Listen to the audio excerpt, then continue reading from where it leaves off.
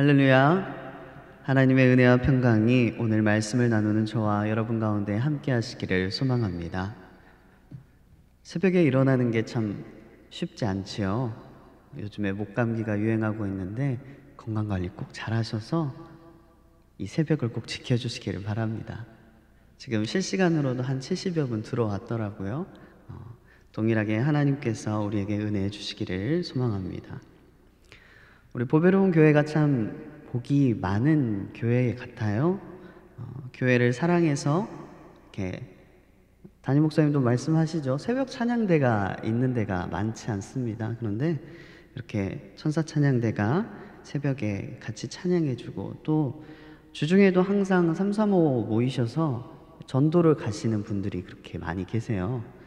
그리고 주보 전도대라고 해가지고 개인적으로 주보를 가져가셔서 이렇게 전도하시는 분도 계시고, 화요 전도팀도 있고, 수요일에는 반찬 봉사팀도 있고, 그리고 최근에 제가 알게 된 건데 수요일에 미용 봉사팀도 있더라고요.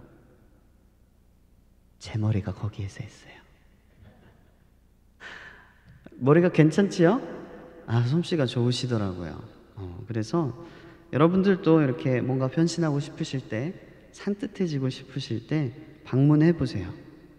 이렇게 저렇게 좋은 방법들을 알려주시고 조언해 주시고 예쁘게 만들어 주신답니다. 여러분, 우리가 기분 전환이 필요할 때 사람들은 머리 손질을 하거나 가구 위치를 바꿔본다든지 자기가 속해 있는 그 환경을 조금씩 바꿔봅니다. 외적인 것이 변화됐을 때에 당연히 그것이 내적인 것에도 영향을 미친다는 것은 우리가 다 아는 사실입니다. 왜냐하면 영, 육, 혼은 다 연결되어 있으니까요. 오늘 본문에도 기분 전환이 필요한 한 사람이 등장합니다. 그 사람의 이름은 아합입니다. 20장 어제의 말씀 마지막 절에 어떻게 끝나냐면 아합이 마음에 근심하고 답답하여 라고 말을 합니다. 한 선지자가 아합을 규탄했습니다. 하나님께서 주신 그 큰 승리를 그저 도로에 이름 붙이는 것에 만족하고 이 베나답과 조약을 맺고 풀어주었기 때문이지요. 아합이라는 사람이 그런데 어떤 사람입니까? 어제도 말했지만 굉장히 유약한 사람입니다. 아합은 그 한 선지자의 말을 무시할 수 있는 사람은 아닙니다. 그러니까 선지자가 이렇게 규탄을 하면 그걸 또 마음에 담아놔요. 그 말을 생각한다는 뜻입니다. 하나님께서 멸하시기로 작정한 사람을 놓았다고 책망하니까 그 말을 마음에 두고 이걸 어떻게 하지? 마음이 답답하고 근심한 거예요. 이미 베나닷은 조약을 맺고 풀어줘 버렸고 다시 가서 잡아올 수도 없는 노릇이고 이제 그 피 값을 자기에게서 묻겠다고 하니까 마음이 근심하고 답답한 것입니다. 이 마음을, 답답한 마음을 어떻게 풀까 하고 이렇게 창문을 딱 열어보니까 왕궁에서 보니까 나봇의 포도원이 보이는 거예요. 그 포도원이 이렇게 보기에도 좋고 걷고 있으면 기분 전환도 될 것 같고 해서 그 포도원을 갖고 싶은 것입니다. 우리가 머리를 자르듯이 아니면 가구 위치를 바꾸듯이 이 아합에게도 나봇의 포도원이 그런 위치였던 것이지요. 그래서 2절에 보면 나봇에게 아합이 이렇게 말을 합니다. 내게 주어 채소밭을 삶게 하라. 이 말 뜻은 뭐냐면 포도밭을 사서 채소를 심겠다고 말을 하는 거예요. 그러니까 이 포도밭이 극상품 포도를 내는 아주 훌륭한 포도원이라서 사고 싶은 게 아니고 여기에 뭘 심고 싶다고요? 채소. 자기가 원하는 것들. 자기 눈에 보기에 좋고 혹시 몰라요. 저라면 그럴 것 같아요. 저라면 제가 채소를 직접 가꿀 것 같아요. 그러니까 이렇게 나가가지고 기분 전환도 할 겸 걸으면서 자기가 직접 채소를 재배하면서 마음에 위로를 좀 얻고 싶지 않았을까 싶어요. 저는 이 아합이 참 이해가 많이 되거든요. 제가 좀 이런 편이에요. 그 나쁜 왕 닮았다고 하니까 좀 그런데 제가 좀 이렇게 약간 유약한 편입니다. 이렇게 약간 소심하고 큰 것보다는 작은 것을 택해요. 왜 그러냐면 큰 것은 제가 막 겁이 많아서 감당을 못할 것 같아서 작은 걸 택하는 편이거든요. 그리고 집을 좋아해요. 이 아합도 보면 왕궁에서 벗어나려 하지 않아요. 왜 나봇의 포도원을 얻으려고 하냐면 집 앞에 있어서, 자기 눈에 바로 보이는 데라서. 그리고 귀가 좀 얇아요. 귀가 좀 많이 얇아요. 저도 그렇거든요. 아합도 그래요. 그렇다고 해서 제 아내가 이세벨이라는 건 아니에요. 저랑 함께 살아주시는 분은 참 좋은 분입니다. 그런데 이 아합이 기질이라는 것이 참 왕에게는 어울리지 않는 기질이에요. 3절에 보니까 나봇이 여호와께서 금하실지로다 하니, 이게 레위기에 적혀 있는 율법입니다. 이스라엘 사람들은 자기 땅이 없어요. 하나님의 소작인으로서 희년이 오기까지, 혹은 극히 아주 위급한 필요한 경우가 아니면 땅은 양도할 수가 없었습니다. 그냥 임대해서 그 임대 조건 하에 자기들이 살고 있다고 생각하는 겁니다. 그리고 이것을 알고 있는 아합도 하나님께서 금하십니다 라고 하니까 억지로 뺏을 수는 없는 거예요. 아합이 그 정도의 폭군은 아니거든요. 사실 이때 당시에는 왕이 내놔 하면 뭐 어떻게 하겠습니까? 내놓을 수밖에 없는 그런 시대입니다. 그런데 아합은 심성이 그렇게 매몰차지는 못했다는 거예요. 그래서 4절에 어떻게 합니까? 다시 근심하고 답답해졌습니다. 20절의 마지막과 같이 다시 근심하고 답답해서 어떻게 합니까? 침상에 누워서 얼굴을 돌리고 식사를 아니하니라고 적혀 있습니다. 무슨 왕이 이렇습니까? 지금 삐진 거예요. 그래서 누워서 나 밥 안 먹어 이렇게 하고 있는 거예요. 영어 성경에는 여기가 썰크라고 나와 있거든요. 썰크가 뭐냐면 입을 삐쭉 내밀다예요. 셀쭉해지다. 뾰루퉁한 표정을 짓다라는 거예요. 그래서 나 삐졌어 이렇게 하고 있는 거예요. 지금 이걸 지금 누가 봅니까? 같이 있는 그 사람이 보게 되는 거죠.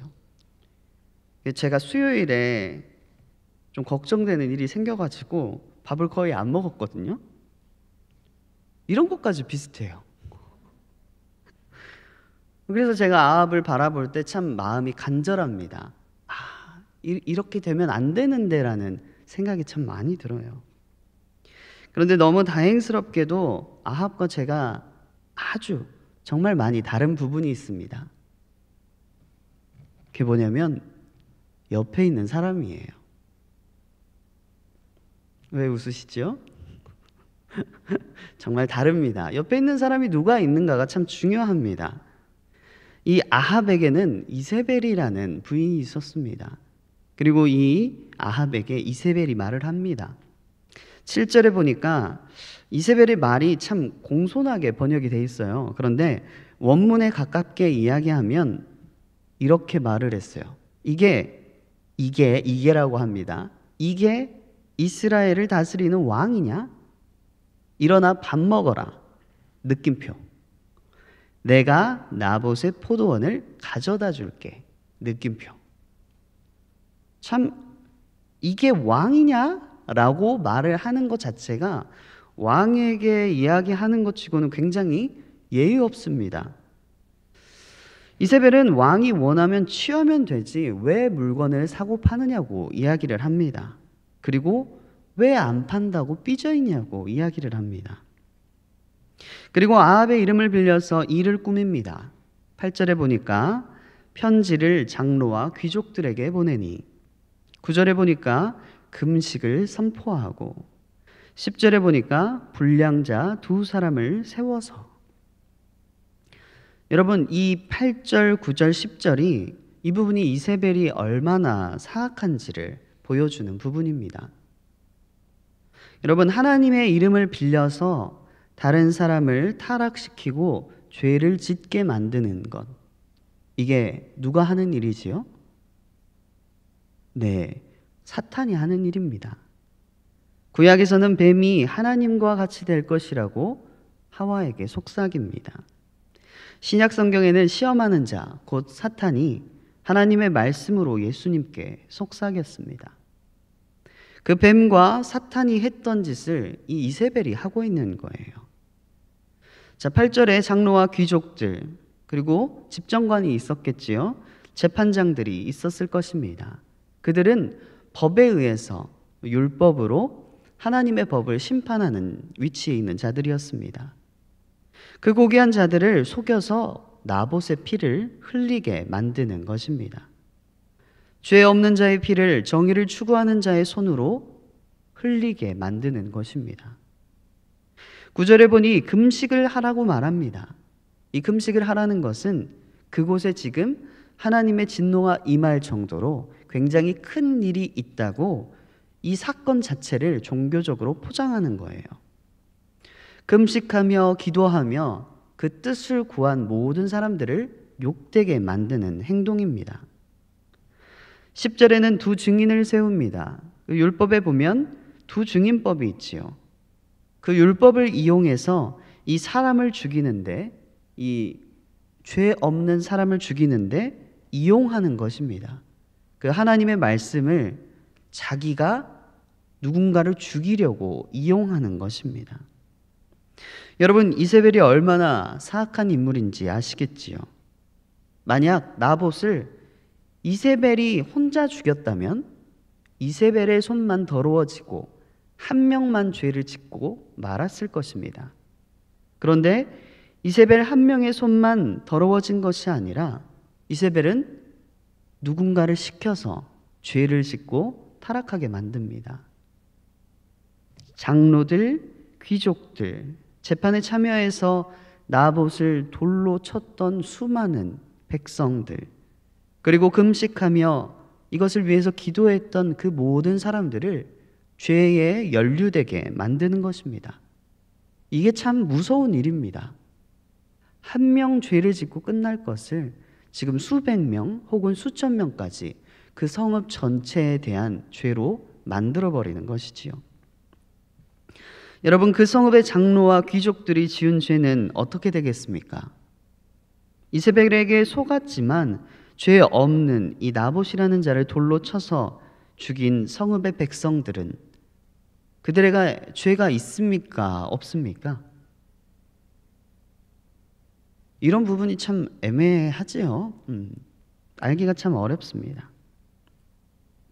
우리나라에 있는 민법에는 이 제3자를, 선의의 제3자를 보호하는 법이 있어요.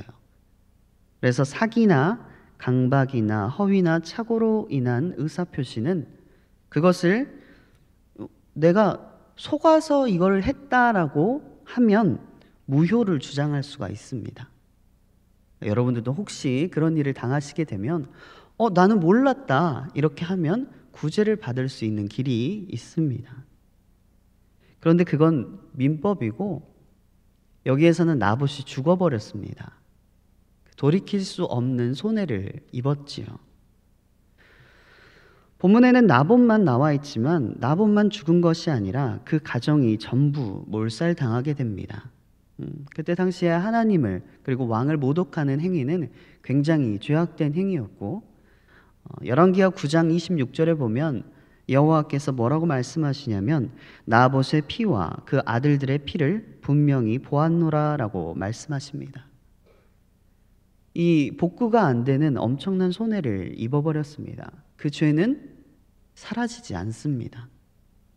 이세벨에게 속아서 죄를 짓게 되었지만, 이세벨에게 속아서 나봇과 그의 아들들, 그의 가정을 돌로 쳐서 죽였지만 그 피가 누구 손에 묻어 있습니까? 그 백성들의 손에 그대로 묻어 있는 거예요. 이게 참 무서운 것입니다. 제가 개역 한글을 가져왔어요. 보통 우리가 개역 개정을 보는데 가끔 이렇게 좀 찰지게 성경에 매칭되는 부분이 있는데, 개역 한글 잠언 6장 26절에 보면 음란한 계집은 귀한 생명을 사냥함이라 라고 나와 있습니다.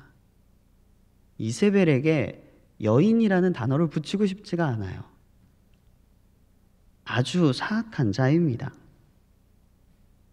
여러분, 바라기는 여러분들에게 참 좋은 사람만 붙게 되시기를 축복합니다.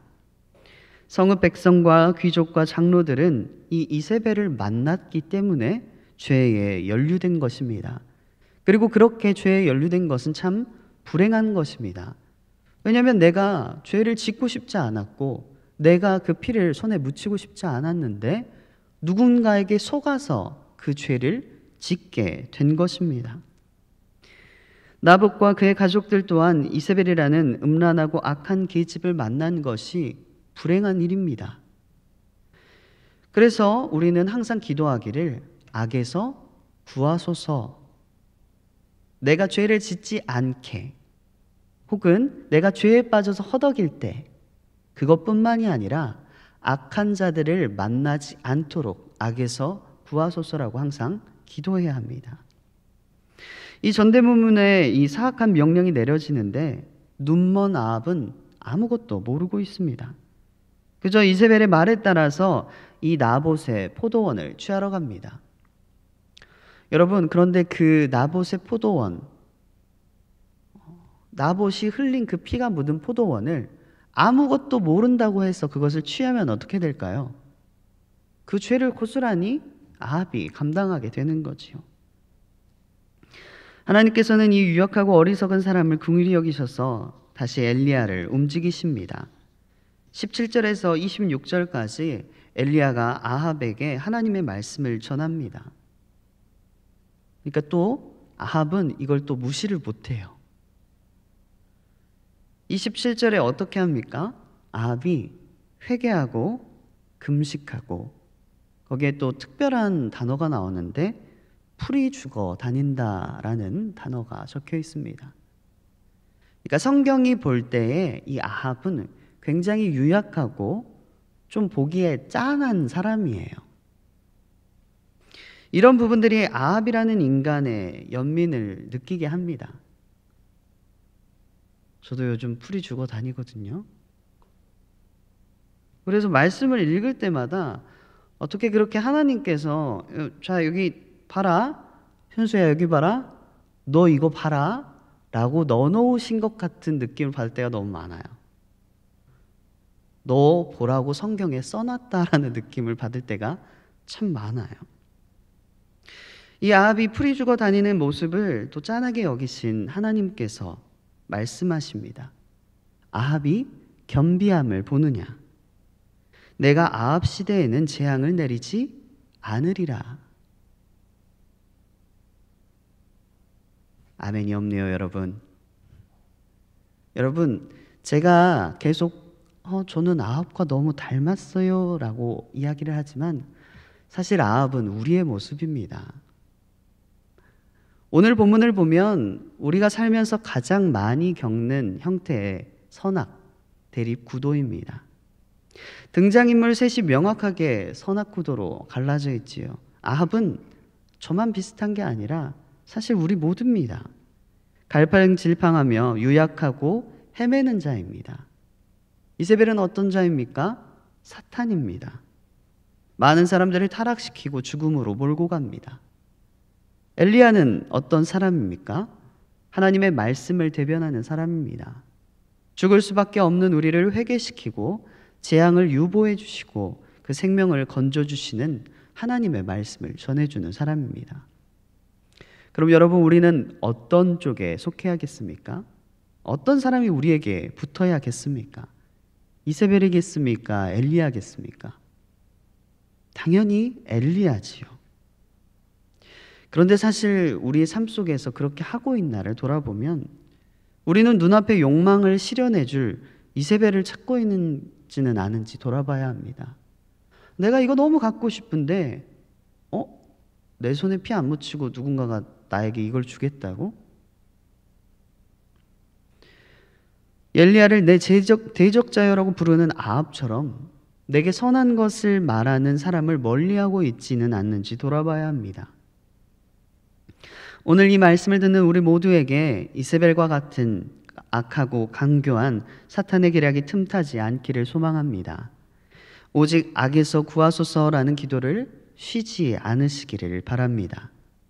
또 엘리야와 같은 사람과 풍성한 교제를 나누시는 여러분 되시기를 축복합니다.